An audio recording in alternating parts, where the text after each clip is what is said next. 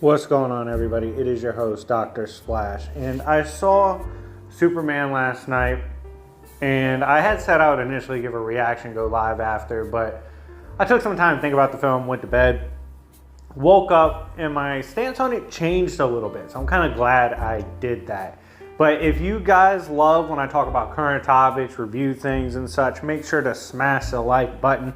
And if you want to see me scale the new DCU, the new Superman, Guy Gardner, all these characters, let me know as well. Now, the way this will be structured, to be very clear, non-spoilers to start. When I get to spoilers, I will be very, very clear. So you do not have to worry about that. We will start on the front end with non-spoilers. Hang out here for that. If spoilers worry you, tune out when I say to. So without further ado, let's begin. So, non-spoiler review, when I first left the theater, I gave it about a 6.5 out of 10. Now, when I said this in my server, a couple people mistook that for me saying it's bad. 6.5 out of 10 is not bad. 5 is like mediocre. 6 is decent, right? Like, I watch 5s and 6s all the time. A lot of my favorite action movies, horror movies are in that range. 6.5 out of 10 is not bad. That's a pretty decent movie. And I don't think it's the worst step for DCU. Like, I think it's a decent jump off point. I took someone to the movie with me that doesn't read the comics at all, had never even seen a Superman or DC movie before. So I got a genuine reaction from someone who did not have to worry about associating it with comics at all. I think the atmosphere was fun and engaging for the most part. Like, I think it is a movie you can kind of sit down and just enjoy. Like, it's not a movie that's very emotionally or mentally challenging. And I'm not trying to disrespect the movie. It really is something you can kind of just unplug, relax, turn it on. Like, if you're eating dinner, you can be like, ah, shit, this is on, let's watch it. You know, it's got some good scenes. Corn Sweat gave a pretty good performance as Superman. I don't think it was like a generational defining performance. That's not my opinion. I saw a lot of people that got like the super early screening say it's generational Superman performance. I'm not sure if I'm willing to say that. I didn't really see that. I will say, I think they fucking nailed Guy Gardner. Guy Gardner was a 10 out of 10. Perfect. Mr. Terrific was amazing as well. Those two are probably my favorite characters and, in my opinion, the best portrayed in the film. The plot was decent. There's nothing surprising in the film. Nothing's going to blow you away. It's not really a film built on suspense or like plot that's nuanced, really. It's real simple, real easy to follow. Crypto was dope. I've always been a fan of Crypto, though. They would have had to really mess up Crypto for me to hate it. Hated Lex Luthor. I'll just right out the gate, I'll just be honest with you guys. This was probably my least favorite live action Lex Luthor.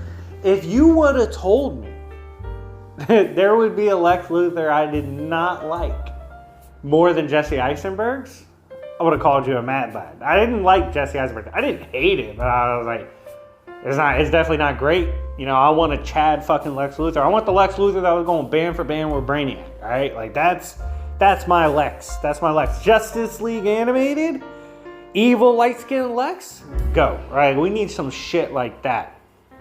Nicholas Hoult, no. I'm sorry, just was not buying this performance. Did not like it at all. Some of the characters just were kind of like, I guess we're supposed to care about them, but it was hard to care about them because they weren't really utilized. They weren't really fleshed out or anything, so I didn't care about a lot of the characters. And I think a lot of the emotional scenes and stuff that was supposed to be emotional was either forced, like it was pretty obvious he was trying to make us feel something in that moment. It was too redundant, and sometimes it was just undercut by like silly humor. But in terms of an overall movie, I don't think it was that bad. I don't think it was an amazing movie. Will I be seeing it again? Probably. I'd watch it if it came on. I don't know if I'd go into theaters to see it again. But I liked Corn Sweat. I think he gave it an honest John. Didn't like the portrayal of his parents. Did not like them. If we're gonna meme Man of Steel's Kent family, we better body this Kent family too, okay? It was good. I will say this. Before the movie come out, and this will be kind of wrapping up the non-spoilers, right? Before the movie came out, I was worried that it was going to be a bunch of Easter eggs and cameos and all that shit that didn't really matter. It wasn't. I wasn't as correct on that. Some of the cameos were good, and they didn't use nearly as many Easter eggs as I thought. I thought they were going to spam that shit. It wasn't as badly spammed. Some of the Easter eggs were good. And overall, it's a fun movie. It's not going to be the best superhero movie you've ever seen. I think a lot of people hate the Snyderverse and just want this to be so much better. I think some gun fans just like the same gun film over and over. And you could tell, if you watch this movie, you 100% know the director. Oh, you're like, oh, that's gun, sense of humor, gun, this, gun, that. Wouldn't rank, if I compared it to all his Guardian films, I'd have it above 2, but I'd have it below 1 and 3. So that's probably my stance for the record for that. But yeah, that's my non-spoiler. Let's get into the spoiler side. So if you're worried about spoilers and all that, tune the fuck out, okay? Spoiler side. The scaling was kind of confusing. Superman's scaling was all over the place. He stayed getting his ass beat the whole movie, first of all. Oh my God, they had him jobbing. As a retired Superman hater, I was kind of happy.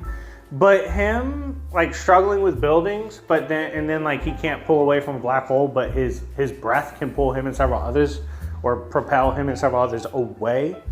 That was a little confusing.